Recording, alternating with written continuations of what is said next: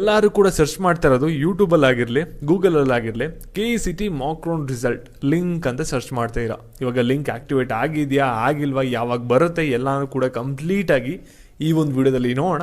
ವಿಡಿಯೋನ ಕಂಪ್ಲೀಟಾಗಿ ನೋಡಿ. ಅದಕ್ಕಿಂತ ಮುಂಚೆ ಯಾರು ಚಾನಲ್ ಸಬ್ಸ್ಕ್ರೈಬ್ ಮಾಡ್ಕೊಂಡಿಲ್ಲ ಅಂದರೆ ಸಬ್ಸ್ಕ್ರೈಬ್ ಮಾಡ್ಕೊಳ್ಳಿ. ಹಾಗೆ ಪ್ರತಿಯೊಬ್ಬರು ಕೂಡ ವಿಡಿಯೋಗೊಂದು ಲೈಕ್ ಕೊಟ್ಬಿಟ್ಟಾನೆ ವಿಡಿಯೋ ನೋಡೋಕ್ಕೆ ಸ್ಟಾರ್ಟ್ ಮಾಡಿ. ಮಾಕ್ ರೌಂಡ್ ರಿಸಲ್ಟ್ ಬಂದಿದೆಯಾ ಬಂದಿಲ್ವಾ ನೋಡೋಣ. ಈಗ UGCET 2024 ಕ್ಲಿಕ್ ಮಾಡಿದೆ. ಇಲ್ಲಿ ನೋಡಿದ್ರೆ ರಿಗಾರ್ಡಿಂಗ್ ವೆರಿಫಿಕೇಷನ್ ಸ್ಲಿಪ್ ಬಗ್ಗೆ ನೋಟಿಫಿಕೇಶನ್ ಇದೆ.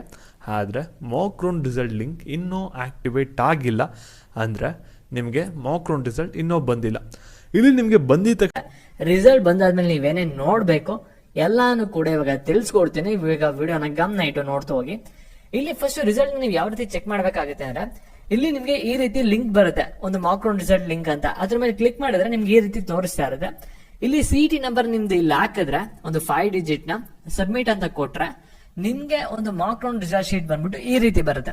ಇಲ್ಲಿ ಫಸ್ಟ್ ರೌಂಡ್ ಅಲಾಟ್ಮೆಂಟ್ ರಿಸಲ್ಟ್ ಅಂತ ಇರುತ್ತೆ. ಇಲ್ಲಿ ಏನಾಗುತ್ತೆ ಅಂದ್ರೆ ಇಲ್ಲಿ ಮಾಕ್ ರೌಂಡ್ ಅಂತ ಬಂದಿರುತ್ತೆ, ಇಲ್ಲಿ 2024 ಅಂತ ಬಂದಿರುತ್ತೆ. ಜೊತೆಗೆ ಇಲ್ಲೂ ಕೂಡ ಡೇಟ್ ಚೇಂಜಸ್ ಆಗುತ್ತೆ. ಮತ್ತೆ ಫೀಸ್ ತೋರ್ಸಲ್ಲ ಮಾಕ್ ರೌಂಡ್ ಅಲ್ಲಿ. ಇದು CET ನಂಬರ್ ಇರುತ್ತೆ, ನಂತರ ಇಲ್ಲಿ ನಿಮ್ಮ ನೇಮ್ ಇರುತ್ತೆ, ನಿಮ್ಮ ರ್ಯಾಂಕಿಂಗ್ ತೋರಿಸುತ್ತೆ. ಅದಾದ್ಮೇಲೆ ನಿಮ್ಗೆ ಯಾವೊಂದು ಕೋರ್ಸ್ ಅಲಾಟ್ ಆಗಿದೆ ಮತ್ತೆ ಯಾವೊಂದು ಕಾಲೇಜ್ ಅಲಾಟ್ ಆಗಿದೆ ಅನ್ನೋದು ಇಲ್ಲೇ ತೋರಿಸುತ್ತೆ ಕಂಪ್ಲೀಟ್ ಆಗಿ. ಅದಾದ್ಮೇಲೆ ಏನಾಗುತ್ತೆ ಅಂದ್ರೆ ಯಾವೊಂದು ಕ್ಯಾಟಗರಿಲಿ ಅಲಾಟ್ ಆಗಿದೆ ಅನ್ನೋದು ಕೂಡ ಇಲ್ಲಿ ತೋರಿಸುತ್ತೆ.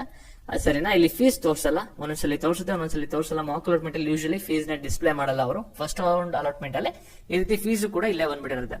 ಸರಿನಾ? ಮತ್ತೆ ಇಲ್ಲಿ ನಿಮ್ಗೆ ಸೀಟ್ ಏನ್ ಅಲಾಟ್ಮೆಂಟ್ ಆಗಿರುತ್ತಲ್ಲ ಮಾಕ್ ರೌಂಡ್ ಅಲ್ಲಿ, ಅದು ಯಾವುದೇ ತರದ ಕನ್ಫರ್ಮೇಶನ್ ಇಲ್ಲ.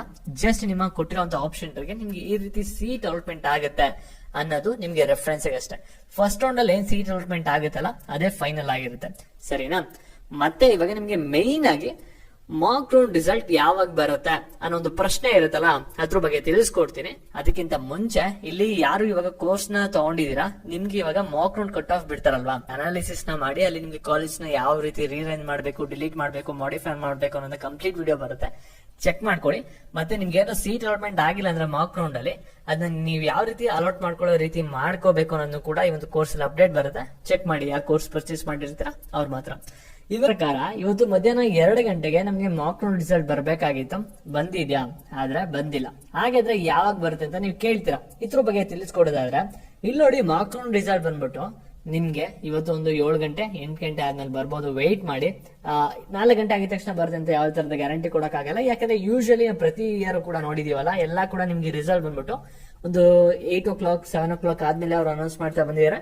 ಅದ್ರ ಪ್ರಕಾರ ಅನಾಲಿಸಿಸ್ ತಗೊಂಡು ನಿಮ್ಗೆ ಹೇಳ್ತಾ ಇರೋದು ಇವತ್ತೊಂದು ರಾತ್ರಿ 8 ಗಂಟೆ ಆದ್ಮೇಲೆ ಬರ್ಬೋದು ಅಥವಾ 7 ಗಂಟೆ ಆದ್ಮೇಲೆ ಬರ್ಬೋದು. ನೀವು ವೆಯ್ಟ್ ಮಾಡ್ಬೇಕಾಗುತ್ತೆ. ಮತ್ತೆ ನಿಮ್ಗೆ ನೆನಪಿರ್ಲಿ, ಈ ಒಂದು ಮಾಕ್ ರೌಂಡ್ ಆದ್ಮೇಲೆ ನಿಮ್ಗೆ ಇನ್ನೊಂದು ಮಾಕ್ ರೌಂಡ್ ಕೂಡ ಇರುತ್ತೆ. 9ನೇ ತಾರೀಕು ಕೂಡ ನೀವು ಒಂದು ಆಪ್ಷನ್ ಇಂಟರ್ವ್ಯೂ ಮಾಡ್ಬೋದು CET ಸ್ಟೂಡೆಂಟ್ಸ್. ಅವಾಗ್ಲೂ ಕೂಡ ನಿಮ್ಗೆ ಏನಾದ್ರು ಕಾಲೇಜ್ ಸಿಕ್ಕಿಲ್ಲ ಬೇಕಾಗಿರೋದು ಅಥವಾ ಕಾಲೇಜ್ ಅಲಾಟ್ ಆಗಿಲ್ಲ ಅಂದ್ರೆ ಈ ಒಂದು ಆಪ್ಷನ್ ಇಂಟರ್ವ್ಯೂ ಯೂಸ್ ಮಾಡ್ಕೊಂಡು ಕೂಡ ಇನ್ನೊಂದು ಮಾಕ್ ರೌಂಡ್ ಕೂಡ ನೀವು ಅಟೆಂಡ್ ಮಾಡಬಹುದಾಗಿರುತ್ತೆ. ಫ್ರೆಶ್ ಆಗು ಕೂಡ ಆಪ್ಷನ್ ಇಂಟರ್ವ್ಯೂ ಮಾಡಬಹುದಾಗಿರುತ್ತೆ. ನೀವು ಮಾಕ್ ರೌಂಡ್ ಅಟೆಂಡೇ ಮಾಡಿಲ್ಲ ಅಂದ್ರೆ ಈ ಒಂದು ಮಾಕ್ ರೌಂಡ್ ಅಲ್ಲೂ ಕೂಡ ನೀವು ಆಪ್ಷನ್ ಇಂಟರ್ವ್ಯೂ ಮಾಡಬಹುದಾಗಿರುತ್ತೆ. ಸರಿನಾ? ಮತ್ತೆ ಇದೇ ರೀತಿ ಅಪ್ಡೇಟ್ಸ್ ಚಾನಲ್ ಸಬ್ಸ್ಕ್ರೈಬ್ ಮಾಡ್ಕೊಳ್ಳಿ. ಹಾಗೆ ಈ ಒಂದು ವಿಡಿಯೋನ ಯಾರು ಮಾಕ್ ರೌಂಡ್ ರಿಸಲ್ಟ್ ಗೆ ವೈಟ್ ಮಾಡ್ತಾ ಇರ್ತಾರೆ ಅವ್ರಿಗೆ ಶೇರ್ ಮಾಡಿ. Thank you.